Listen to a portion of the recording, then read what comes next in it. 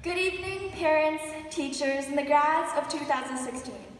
It is my absolute honor to be standing behind this podium delivering this speech, and I want to start off by saying that you guys are truly the most inspiring people I have ever met.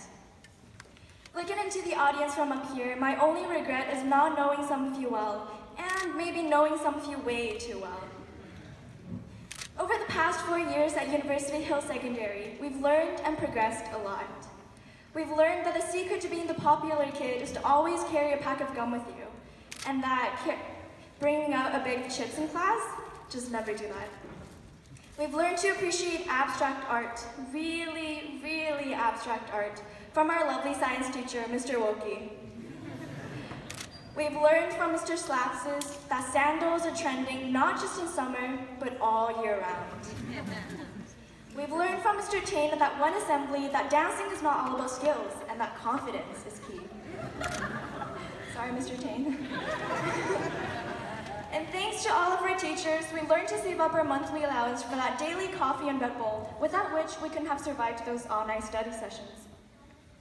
But all jokes aside, I think the most valuable discovery we've made is where our passions lie and how to use those passions to start making our own difference in the community. Kevin and Miriam, our student council presidents, strove to bring everyone together, planning 3 school dances in 1 school year. Winnie Sun, president of the newspaper club, showed her passion for media studies and communications with her innovative editorials in our Yoo-Hoo Hawks magazine. Kazra, a gifted tennis player, helped our school tennis team to place 7th in the provincial championship this year. And other great students, leaders, athletes, and musicians like Jennifer Chen, Anas Abel Muslim, Cherry Jane, Jaden Park, Eric Raywood, Eva Sue and Heather Chun, they forced me to, Henry O, Katie Lee, and Alice Han. There are still countless others that I wish to mention, and every one of you guys makes up an integral piece of the beautiful mosaic that represents our school. So can we please give a round of applause for our amazing graduating class of 2016.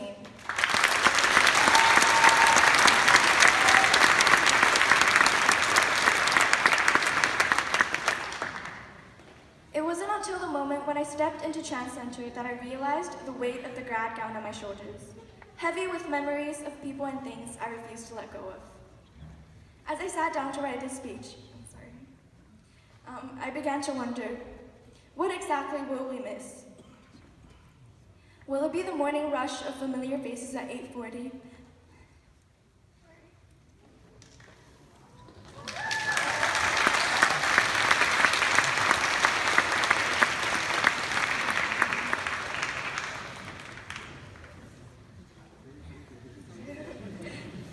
That marks the beginning of another school day full of playful jokes and heartfelt laughter. Miriam, stop looking at me.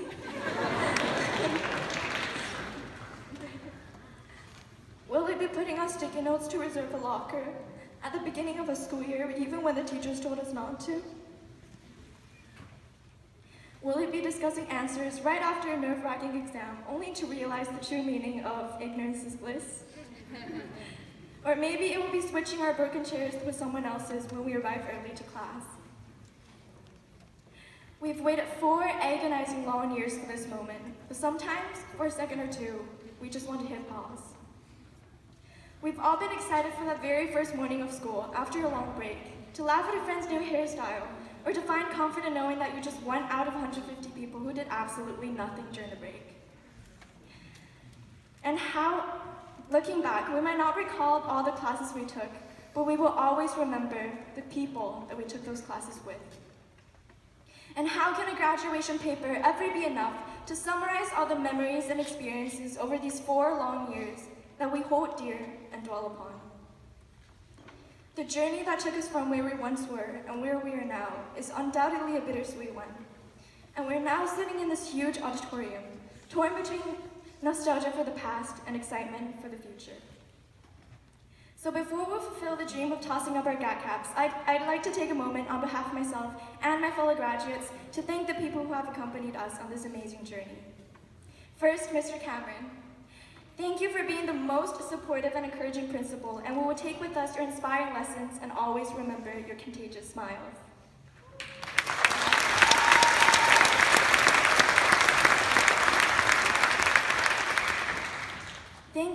Psi for postponing the deadline for grad transitions 2,000 times so we could all graduate.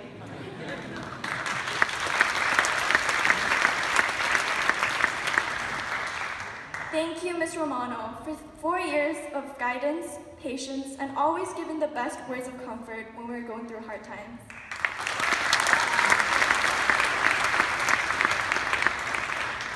Thank you, all the teachers, for all the attention we received in class and for going out of your way to help us with challenging schoolwork outside of class time.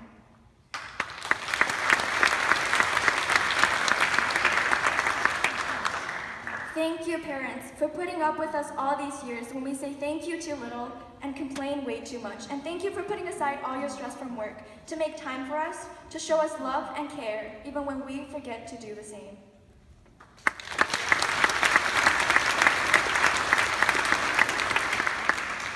Thank you, friends. You are the only reason, or at least one of the very few reasons, that we get up every morning to go to school. And last but not least, thank you, Ms. Matthews, for making this speech possible.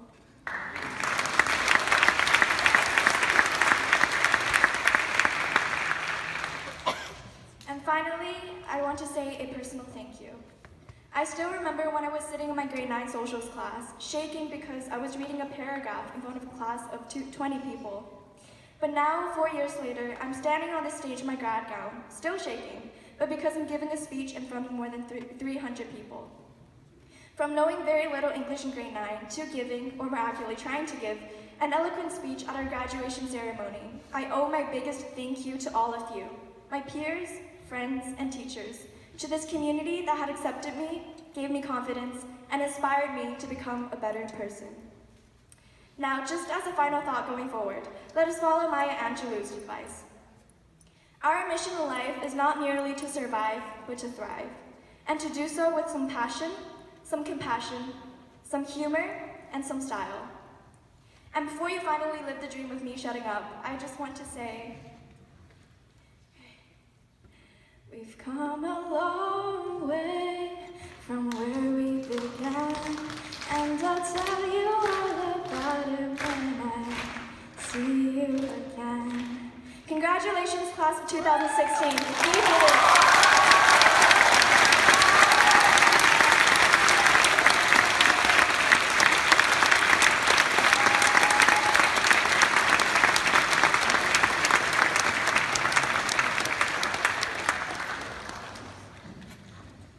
Thank you, Linda, for a wonderful speech. I would now like